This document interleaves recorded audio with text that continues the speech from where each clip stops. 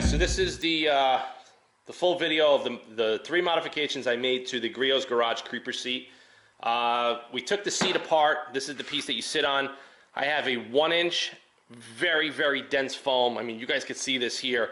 I rough cut it with a foam saw. I got it locked into my jaw horse that's mounted to my work table, and I'm going to use my 3-inch grinder. I'll show you that here. My 3-inch air grinder with 36 grit 3M wheel, and we're going to shape the foam a little bit more because I am wrapping this in leather. So let me just show you what we got here. One of the things that drove me insane about this piece is how uncomfortable it is. I mean, the cheapest creeper seats out there always have foam and they're wrapped in vinyl of some sort.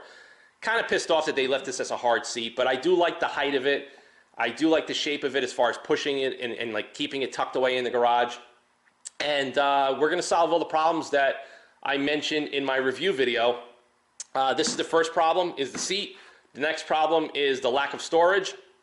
And I got 2 very, very intuitive storage solutions that solve all of these problems completely.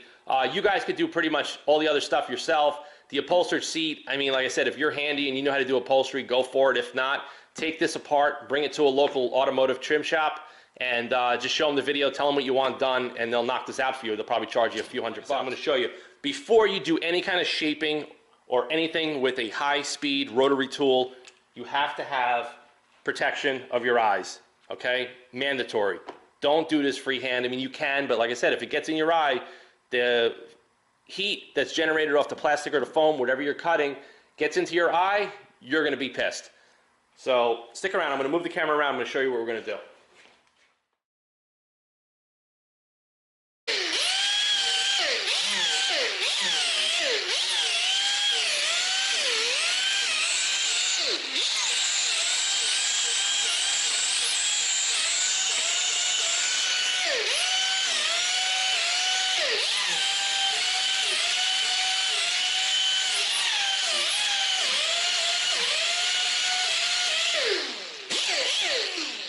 Okay, you see how I'm shaping the foam? I'm giving it a radius profile all the way around because right now it's squared. So this is pretty much how you do it. If you do custom upholstery on furniture, on custom hot rods or exotic cars, this is the process by hand of doing it. There's another process of making a mold of the shape and pouring a part A, part B of the polyurethane foam, and then you trim it all down. But pretty much this is how all the custom guys are doing it. Anybody that's really good with upholstery. You're going to glue it down to your substrate. This is, of course, the substrate is the plastic. And you're going to pretty much finesse the foam into shape with the machine. And then you're going to go over it by hand with a sanding block, which I'll show you as well.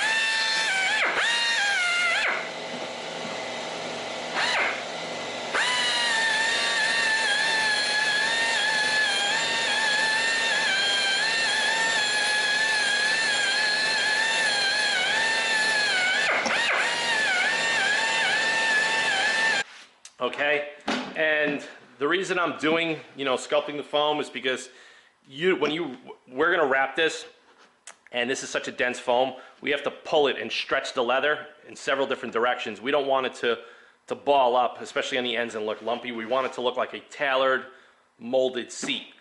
And this is what it takes, guys. This is stuff that I'm good at. I'm a really good fabricator. I can pretty much do anything. A lot of you guys are starting to pick that up on my channel. And I just wanted to show you a little bit of a glimpse inside of what it takes to take a plastic seat, adhere some foam, shape the foam as I'm showing you here, radiusing all the corners, the tools used. Like I said, just wear eye protection, take your time. The trick to doing this, you have to have a finesse. You have to be good with your hands, have a really good sensory feel to what you're doing with the workpiece. If you go with too much pressure, you're gonna gouge the material. Same thing whether you're working with steel, with wood, with composites. You have to have that finesse, and that's something that I'm really, really outstanding in, is shaping and sculpting and just working with different materials and knowing I can work this at full speed, and I know I will not gouge it because of my experience. So I'm gonna turn the camera back on. I'm gonna just wrap this up, clean up over here, turn the camera back on once I cut the leather pattern, and I'm gonna show you how we're gonna wrap that up, and then we're gonna move on to the storage solution. So guys, stay tuned. You gotta stretch this in so many different directions to give it a nice sculpted look. So we're gonna start and get everything stretched and pretty much trimmed off. Then we're gonna pull back, stretch again, put some more glue, stretch again until you're kind of gonna have to stretch all the way around the perimeter. And then at the last corner, that's where you're gonna have to do a lot of pie cuts and stuff like that to get it to look good. All right, guys, so got the seat upholstered, reassembled the creeper.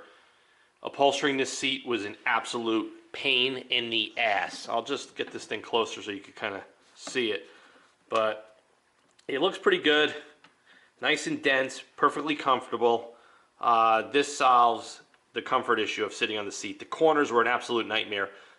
In order to really upholster this seat in leather, you really got to cut a multiple part pattern and stitch it all on the sides. But I didn't think it was worth the time to do it. It's like a plastic creeper seat that's going to sit in the garage and get banged up. So to be honest with you, I didn't really go that crazy with it and treat it like a piece of furniture or like a car seat. To me, it just wasn't worth it. So we're going to move right along, and the next item to discuss, I'm going to show you guys here, is I came up with a storage solution on the back side, and this is the storage solution. And let me... Okay, and I already pre-drilled the holes and mounted it and tested it. So this perfectly fits right here. Okay, I'm going to screw it on for you guys, turn the camera back on, and I'm going to show you exactly why this is an outstanding storage solution. And in addition, also these are rubber, these protrusions here, so it's safe. Being that the whole perimeter of the top seat now is wrapped, if this was to roll into your car, perfectly safe. You're not even going to get a scuff, let alone cause any damage right now. So let me bolt this onto the car and I'm going to show you what I'm talking about.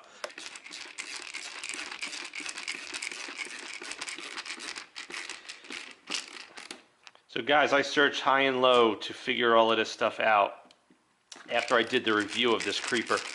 And after buying a bunch of stuff and trying things out, this is pretty much what I settled on, and this is the stuff that... Alright guys, so this is pretty much how you would use this for detailing. You know, you'd put your brushes and stuff in there, if you're cleaning your wheels, if you're doing anything like that, and it just works absolutely perfect. Okay, you could even put, like, if you're working on your interior, you could put a lint brush right in here, and it just makes a lot of sense to hold your brushes. This makes a lot of sense. So I'm going to pull this stuff out, and I'm going to show you with some tools. Alright guys, I just threw a couple of ratchets and screwdrivers and a pair of cutters in the back, but I'm just wanted to show you, besides detailing, if you're working on your car, throw your tools, you know, in here. You don't need one of those magnetic tool carts if you're servicing your brakes or anything low on the suspension. This just makes a hell of a lot of sense. I mean, this did not have the storage capacity the way it comes. And by adding this on, you could just get creative. You could throw whatever you want in there, ratchets, screwdrivers, cutters, You know, you got your brushes. You know, you can throw your brushes in there, and it just makes a hell of a lot of sense. So to wrap up this video, I'm going to show you the final solution to the storage dilemma on this creeper. Hey guys, alright, so now we're over to the useless cup holder scenario of the Griots Garage Creeper. I got this marked out in yellow because this is the side that's completely useless. Cannot fit any real detailing bottles. So I am going to use the Dremel and I'm going to cut this out, and I'm going to show you why in a few moments. But I also have a dot and a hole drilled here. You guys can see that. And if you go on the back side, as far as indexing this, you'll see this is where it's injected molded, and that's kind of like what you need to do is just drill your hole down here. And this little channel fits over here. Okay? So now the way this works, when you have it in there, see this? Now you add any weight to it, this thing's going to be flopping around. It just feels like crap. So I drill the hole through the plastic and into the steel frame here, and then we're going to put a self-tapping screw, and that's going to solve that problem of the trays bouncing around. But like I said, the most important thing is getting this cup holder deleted, and I have an outstanding solution that I came up with that fits every single bottle for auto detailing, including the aluminum Sure Shot sprayers and all the industrial sprayer bottles that are on the market. So let's move over to the bench. I'm going to show you what we're going to do.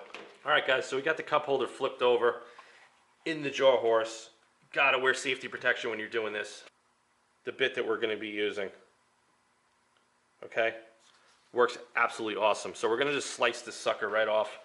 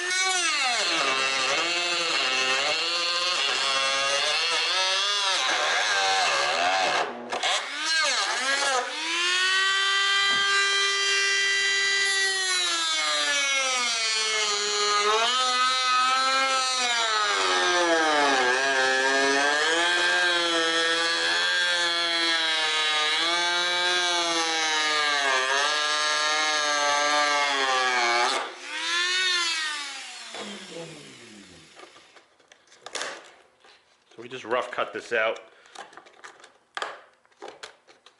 Goodbye and good riddance to this shit. So this lip right here, we're going to get rid of that as well, because it's not going to fit my solution that I have planned for you guys. So I'm going to grip my Dynabraid.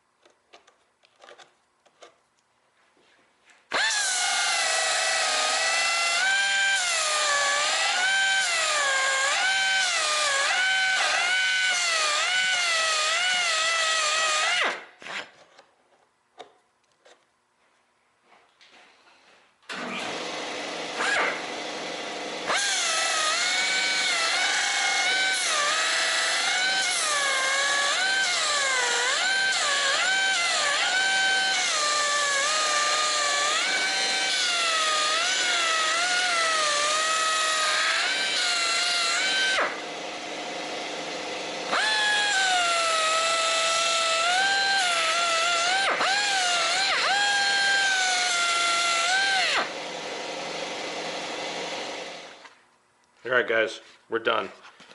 So I'm going to move these over to the creeper and we're going to screw them on, and I'm going to show you what we're doing.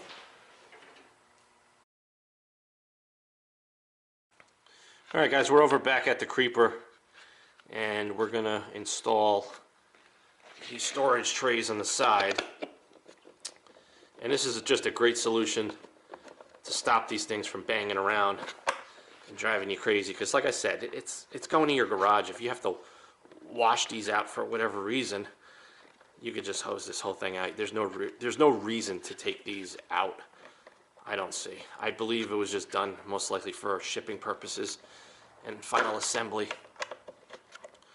Okay. You want to screw this in by hand. You don't want to kill it, because then you'll strip the thin gauge steel frame where you're screwing it into. But look, I can pick this thing up now, and it's perfectly secure. So, just want to show you the solution we have for storage. And this is it here. Let me just zoom the camera back out. So guys, I ordered and measured over 16 different automotive cup holders for RVs, trucks, SUVs, you name it. These are the ones that I came across. And the reason I want to use these is because of the size and the fact that it's got the rubber grips on the inside, which actually holds your bottles, and they're taller than everything else I tried. So I'm going to put links to these in my video. These are the only ones that I recommend that are going to work. I tried all the cheaper ones. They require too much modification, too much bonding in with glue. Let me just show you what these things do. So as you twist these counterclockwise, these little rubber tabs, there's 3 of them, they go in. And as you turn it clockwise, see, they expand out. Okay? It's like an ingenious idea. So what you do, you drop it in the hole we just cut, and it's got a lip that bottoms out over here. So you're going to get the perfect depth either way. Give it a little bit of a turn, and that's it. These things are locked in and they're not going anywhere. Okay? So let me just lower the camera for you guys. So there's a storage solution. So you actually have this side, which is somewhat useful for the Griots bottles and smaller bottles, like the 16-ounce bottles for most detailing products. But this side was totally useless. Now it's completely useful. So I'm going to bolt the other side in. I'm going to load this up with some bottles, and I'm going to show you everything, the whole unit completed. And I think this is a viable solution for anybody that has this creeper that is bitching and moaning about the couple of things that I did in my review, which was the seat comfort, lack of storage for brushes, tools, and everything on the back, and of course the useless cup holders on both sides of these. And also this thing moving up and down. So like I said, see? It's perfectly secure with that one screw. It's not going anywhere. Let me bolt the other side together and I'll show you guys when it's finished.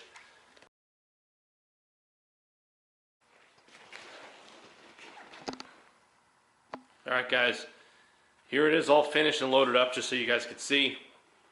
Sure Shot sprayer fits like a glove. We got standard bottles fit here. Throw your wax pads in there.